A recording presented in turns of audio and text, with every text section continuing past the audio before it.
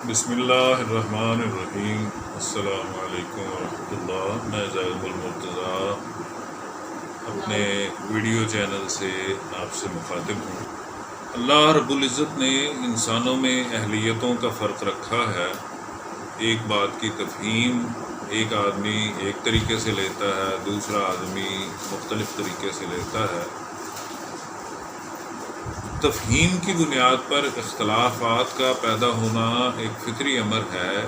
ایک آدمی کو بات کسی طرح سمجھ آتی ہے، دوسرے آدمی کو بات کسی طرح سے سمجھ آتی ہے۔ تو یہ بالکل عین انسانی مزاج کی بناوٹ میں یہ بات رکھ دی گئی ہے کہ ان میں باتوں کے اعتبار سے اختلافات پیدا ہوں۔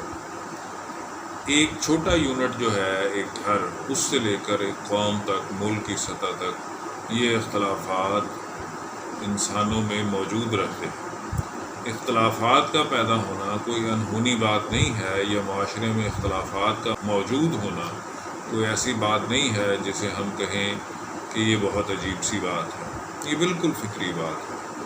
چھوٹی بات سے لے کر ایک بہت بڑی بات تک اختلاف ہو سکتا ہے۔ تفہیم میں، احادیث میں، قرآن مجید میں، مفاہیم کو سمجھنے میں بڑے لوگوں میں اختلاف ہوا، امت کے اکابر میں اختلاف ہوا۔ لیکن اصل بات جو ہے وہ یہ ہے، ایک تو یوں کہ اختلاف کو اتنا بڑھا دینا کہ وہ مخاصمت کی سطح پر پہنچ جائے، یعنی وہ اس سطح پر آ جائے کہ آپ اس اختلاف کی بنیاد پر دوسرے فریق کو یا دوسرے فرد کو برداشت کرنے کے لیے ہی تیار نہ ہو۔ آپ یہ چاہیں کہ یہ فرد دنیا سے ناپید ہو جائے، یہ گروہ دنیا میں موجود ہی نہ رہے۔ اگر اللہ رب العزت کی یہ تقسیم فطری ہوتی تو جیسے قرآن مجید میں اللہ نے فرمایا کہ دنیا کو پھر ایک ہی مزاج پر، حق پر ہی پیدا کیا جاتا، لیکن ایسا نہیں رکھا گیا، اس لیے کہ آزمائش مطلوب ہے۔ تو اختلاف جو ہے اس میں اور مخاصمت میں فرق ہے۔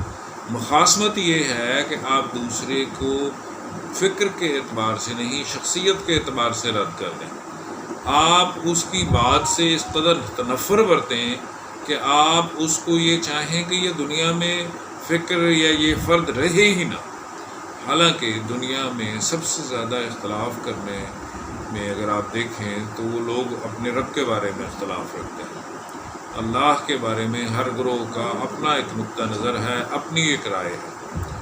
لیکن اللہ نے اس دنیا میں انسانوں کو جو زندگی عطا کی، سب سے زیادہ اختلاف کس نے کیا اور سب سے بڑا اختلاف کس نے کیا؟ شیطان نے کیا۔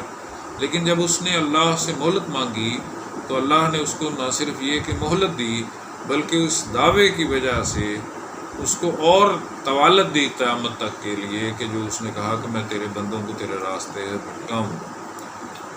تو اختلاف ایک صحت مند بات ہے، سوال پیدا ہونا ایک صحت مند بات ہے۔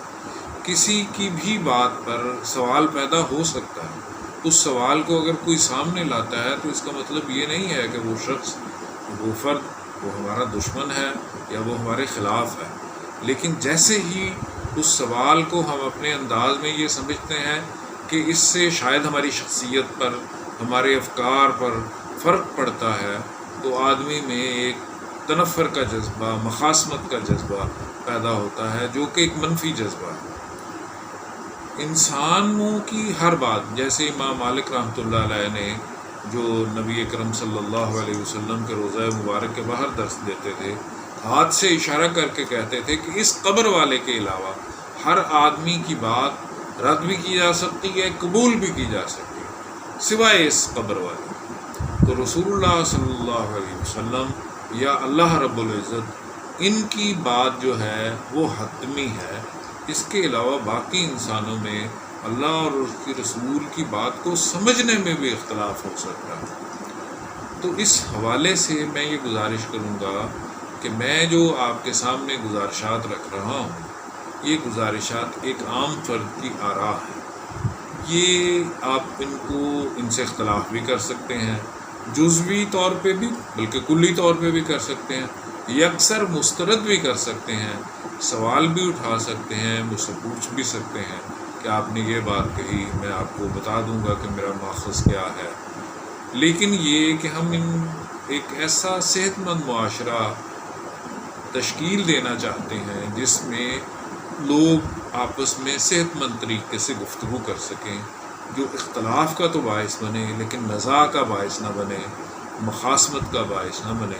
اللہ تعالیٰ ہمیں توفیق دے کہ ہم اچھے طریقے سے اپنی بات کو کہہ سکیں، جس طرح قرآن مجید بھی کہتا ہے وَجَادِلْهُم بِالَّتِی ہِیَ احسن۔